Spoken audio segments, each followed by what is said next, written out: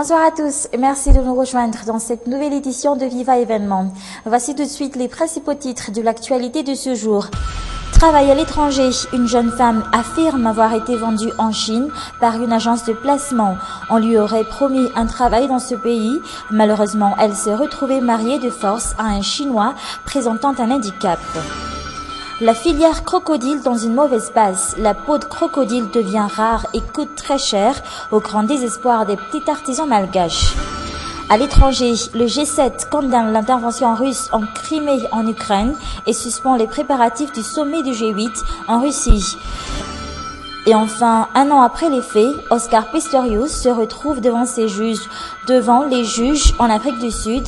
L'athlète sud-africain est accusé de meurtre de sa compagne le soir de la Saint-Valentin en 2013.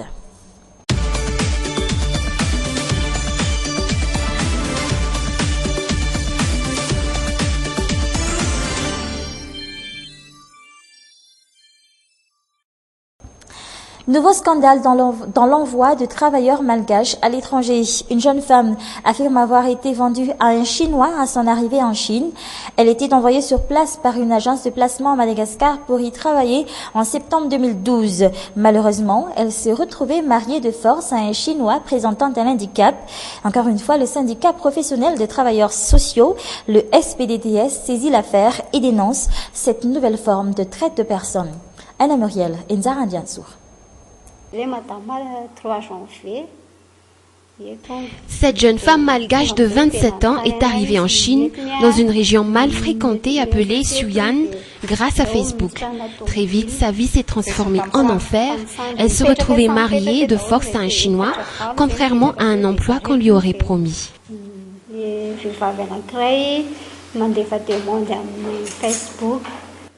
Une jeune femme m'a envoyé une demande d'amie sur Facebook, je l'ai acceptée et elle m'a proposé un travail en Chine et c'est elle qui va s'occuper de tout de mon voyage.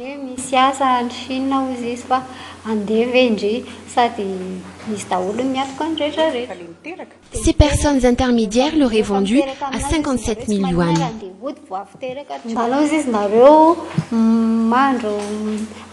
On nous a dit de nous maquiller, on nous a dit aussi de mettre du rouge à lèvres car des gens seront là pour nous voir. À ce moment-là, nous avons pensé que ce sont nos nouveaux employeurs qui vont nous rencontrer. Mais à notre surprise, quand nous sommes sortis, il y avait eu beaucoup de monde qui nous attendait, des hommes et des femmes. Certains nous prennent en photo et disent « Celle-là, je la veux ». On m'a vendu à 57 000 yuan.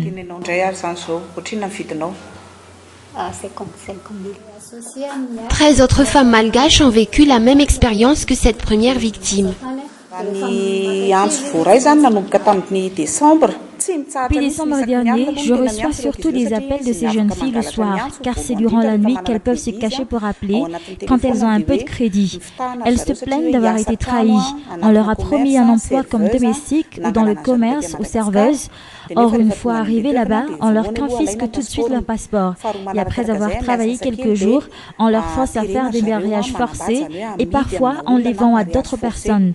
Les Chinois les achètent à des prix exorbitants, mais certains d'entre eux seulement sont normaux.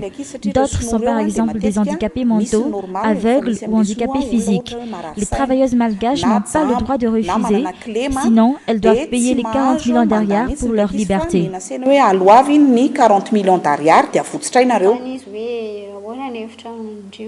Cette jeune femme a dû s'enfuir de l'endroit où elle se trouvait à plus de 25 heures de trajet en métro de Beijing.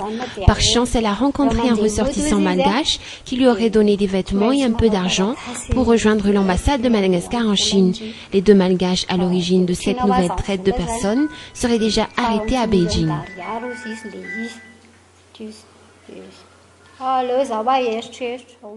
On a parlé dans nos éditions précédentes de cette découverte d'un paquet suspect à Manchsuilaf et c'était samedi matin et c'était le 3e paquet suspect découvert en seulement quelques semaines dans la capitale.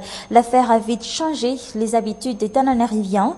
On redouble de vigilance partout où l'on va, signe que les vrais attentats à la bombe qui se sont produits vers la fin du mois de janvier sont encore dans tous les esprits. Marna Tunjaf et Yves Chanel.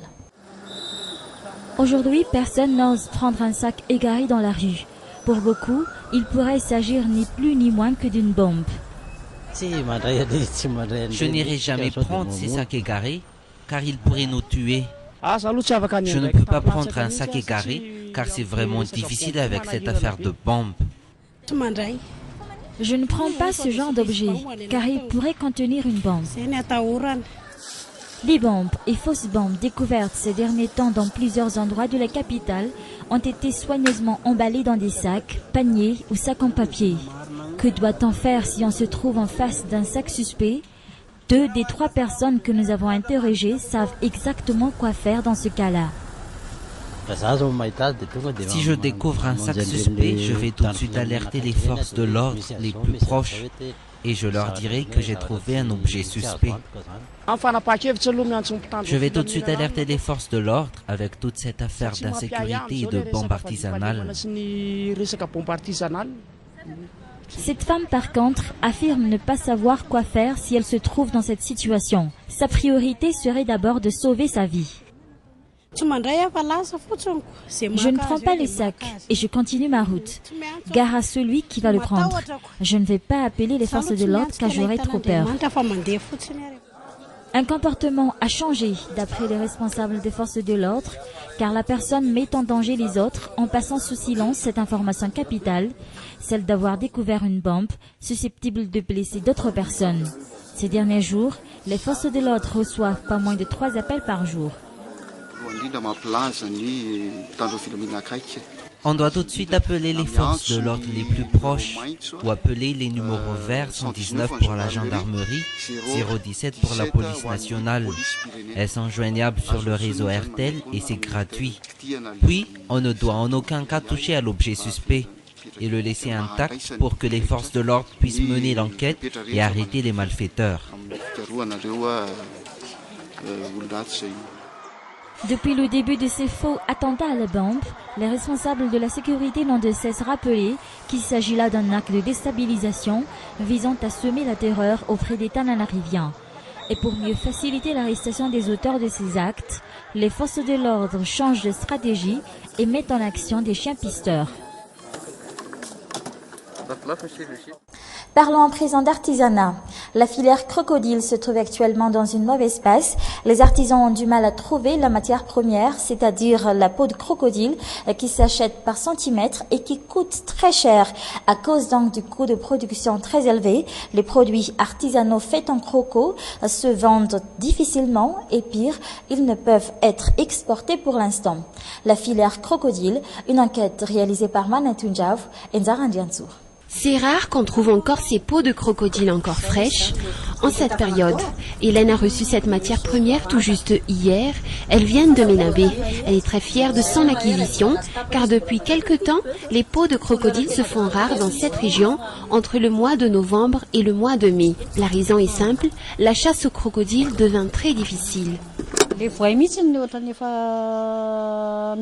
Certains crocodiles attaquent les êtres humains, puis les chasseurs de crocodiles doivent marcher sur plusieurs kilomètres pour arriver en ville, sans parler des bandits de grand chemin qu'il faut affronter. Et pour ceux qui en ont, ils revendent les peaux de crocodile à un prix exorbitant, donc nous sommes obligés de vendre nos produits très chers. À cause de ces nombreuses difficultés, les chasseurs de crocodiles vendent actuellement les peaux de crocodile par centimètre et elles coûtent cher, entre 1200 à 3000 alliages. Mais à part ce prix exorbitant, le traitement de cette matière première dure des mois avant d'être transformé en article en croco. Les crocos, une matière difficile à travailler selon les artisans. C'est vraiment difficile de travailler sur une peau de croco par rapport à la peau de zébu, car on doit rapetisser chaque partie du corps du crocodile pour obtenir une grande plaque de croco à travailler. La peau de zébu est beaucoup plus facile à travailler car elle s'étend en une seule pièce et on n'a qu'à tracer notre modèle.